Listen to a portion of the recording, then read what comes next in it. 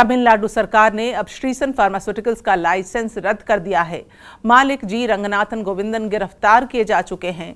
उनकी फैक्ट्री में 300 से अधिक गंभीर उल्लंघन पाए गए हैं। रॉ मटेरियल की गुणवत्ता संदिग्ध थी, सेफ्टी रिपोर्ट फर्जी थी और निरीक्षण रिपोर्ट छिपाई गई थी। Central drugs standard control organization के मुताबिक श्रीसन फार्मा को Tamil Nadu food and drugs administration यानी TNFDA से 2011 में लाइसेंस मिला था। यह कंपनी कांचीपुरम में महज 2000 वर्ग फीट के क्षेत्र में एक लोहे के शेड वाली छोटी सी फैक्ट्री में कोल्ड ड्रिफ्ट सिरप बना रही थी।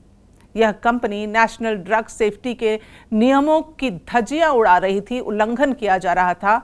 उसके बावजूद 1 दशक से भी अधिक समय तक बिना किसी रोक टोक के ये अपना कारोबार बेफिक्री से करती रही।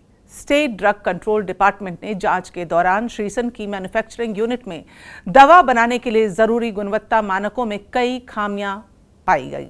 प्रवर्तन निदेशालय यानी ED ने भी कंपनी के ठिकानों पर छापेमारी की है। मनी लॉन्ड्रिंग के आरोपों की जांच शुरू हो चुकी है।